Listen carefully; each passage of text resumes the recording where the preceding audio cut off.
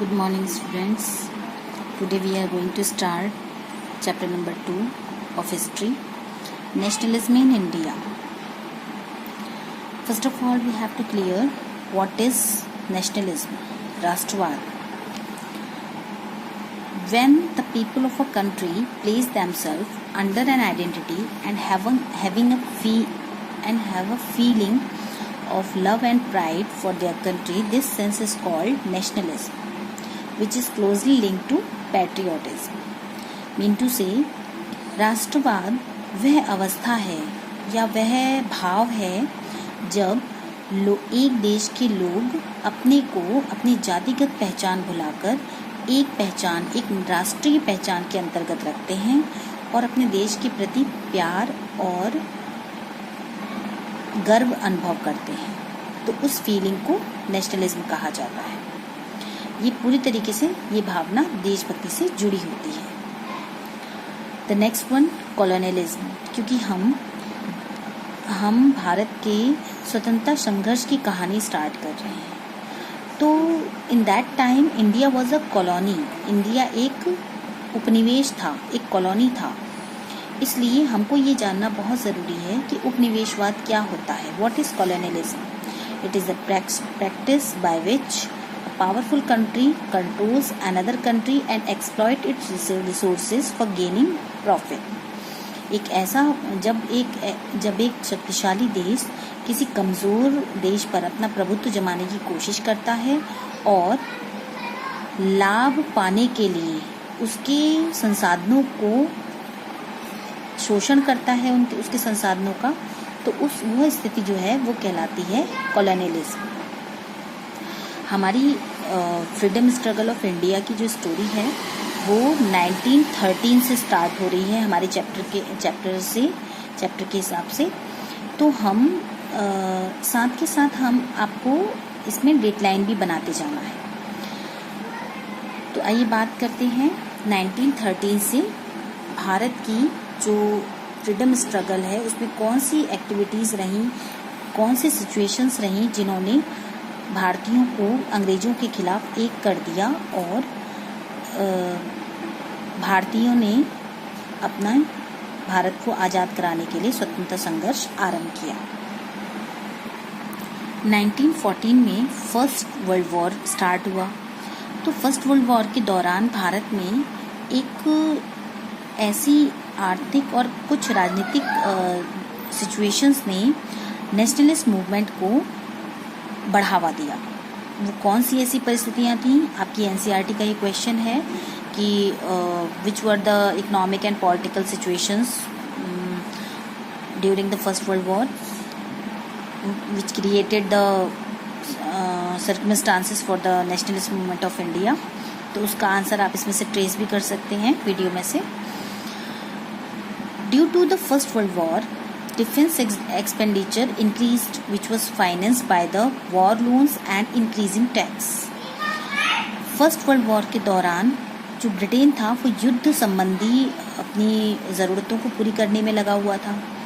तो उसमें उसका एक्सपेंडिचर जो कंप्लीट करने के लिए ब्रिटिश गवर्नमेंट ने युद्ध के नाम पर कर्ज लिए और टैक्सेस बढ़ा दिए, कर बढ़ा दिए।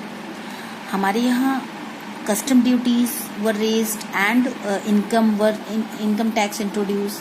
हमारे यहाँ भी आयात कर निर्यात कर बढ़ा दिया गया। Villages were called upon two supply soldiers and force recruitment in rural areas cause wide spread anger. गाँव से किसानों को फोर्स रिक्रूटमेंट यानी कि जबरन भर्ती के द्वारा जबरदस्ती युद्ध में शामिल कर दिया गया, युद्ध में सोल्जर बना के भेजा जाने लगा, जिसकी वजह से गांव के लोगों में गुस्सा बढ़ गया अंग्रेजों के खिलाफ। क्रॉप्स फेल्ड 1819 से लेकर 21 तक ये स्थिति रही कि भारत के बहुत सारे भागों में जो क्रॉप्स थी वो पूरी तरीके से बर्बाद हो गई। तो इसका रिजल्ट क्या रहा कि एक्यूट शॉर्टेज ऑफ फूड, खाद्य सामग्री की कमी पड़ गई। इससे पहले जो 1913 और 14 में भी जो खाने की चीज़ों की कीमतें थी वो दुगनी हो गई थी, तो इस वजह से भी लोगों पर काफ़ी बर्डन बढ़ा था। Influenza epidemic also spread in that time. ठीक इसी समय में इन्फ्लुएंजा एपिडेमिक ने भी लोगों को शिकार बनाया।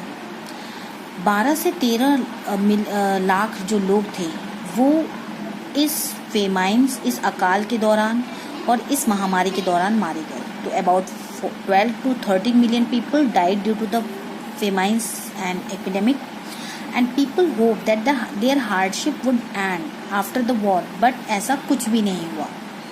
लोगों को सिर्फ ये आशा थी कि कि युद्ध के बाद थोड़ा उनके लिए ब्रिटिश सरकार कुछ न कुछ करेगी, पर ऐसा कुछ नहीं हुआ। इससे लोगों में गुस्सा और ज़्यादा बढ़ता चला गया और इसी बीच महात्मा गांधी का आगमन हुआ 1915 में, जो अपने साथ सत्याग्रह का विचार लेकर आए। वो सत्याग्रह उन्होंने दक्षिण अफ्रीका गए थे 1893 में, जहाँ पर उनको बैरिस्ट्री पढ़ने के लिए वो दक्षिण अफ्रीका गए थे। तो वहाँ से जब वो लौटे तो उन्होंने सत्याग्रह के माध्यम से लोगों को एकजुट करना स्टार्ट किया और लोगों के आंदोलन का नेतृत्व किया। तो आइए जानते हैं कि what is the idea of Satyagraha. The idea of Satyagraha emphasise the power of truth and need to search for truth. Satyagraha का विचार इस बात पर फोकस करता है, इस बात पर आधारित होता है कि सत्य में अत्यंत शक्ति होती है और सत्य के आधार पर हम किसी भी अन्यायपूर्ण कार्य के खिलाफ अपनी आवाज़ उठा सकते हैं। तो it suggested that if the cause was true, अगर आपका उद्देश्य सच्चा है, अगर आपके पास एक सच्ची वजह है अपनी बात को मनवाने की, and if your struggle was against injustice, अगर आपका ये जो स्ट्रगल है, संघर्ष है, ये अन्याय के खिलाफ है, then you don't need any physical force. तो आपको किसी भी फिजिकल फोर्स की रिक्वायरमेंट नहीं है। और बिना एग्रेसिव हुए, without being aggressive, a satyagrahi could win the battle through the non violence.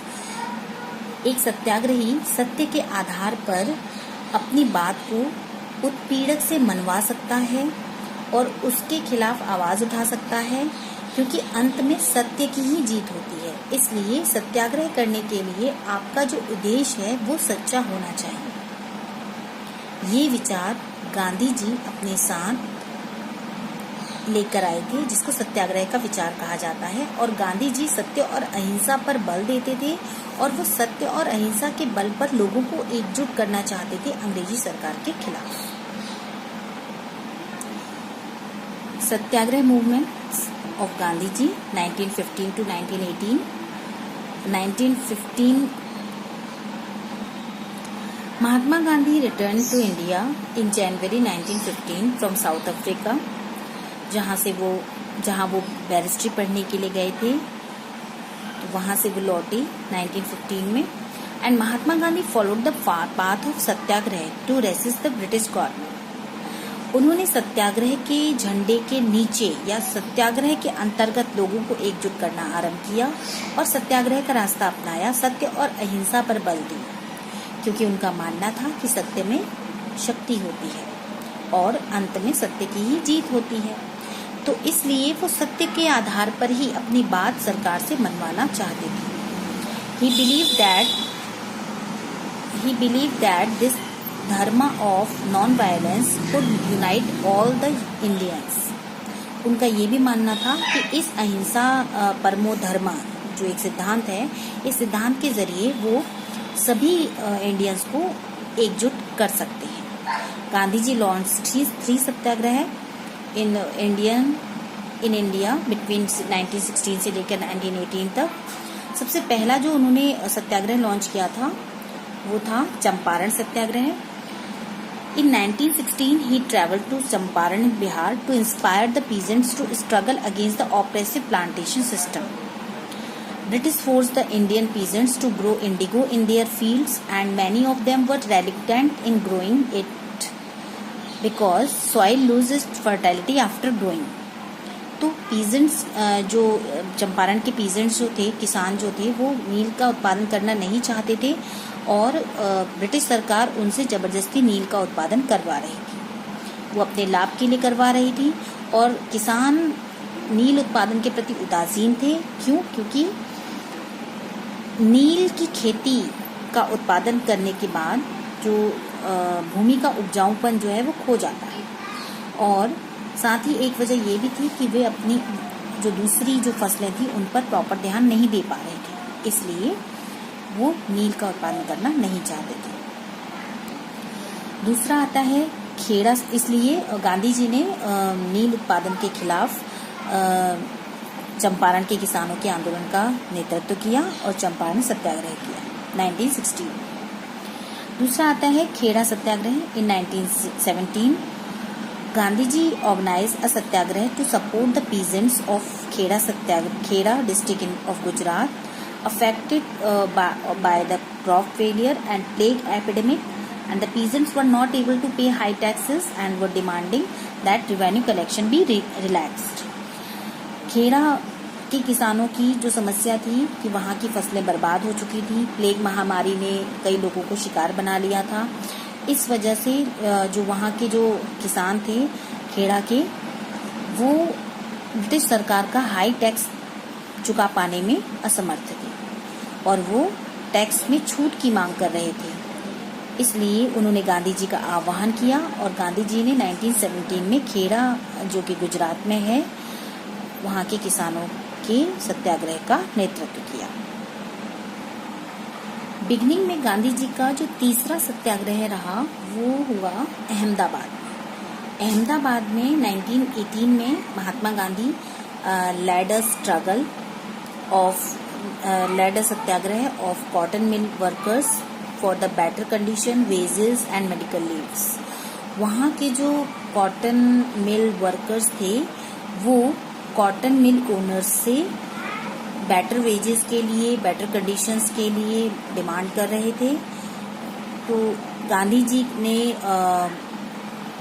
ऐसे जो कॉटन मिल वर्कर्स थे उनके आंदोलन को लीड किया, सत्याग्रह को लीड किया और उसे गांधी जी के द्वारा इन कॉटन मिल वर्कर्स ने अपनी डिमांड मिल मालिकों के सामने रखी और उनको पूरा किया गया।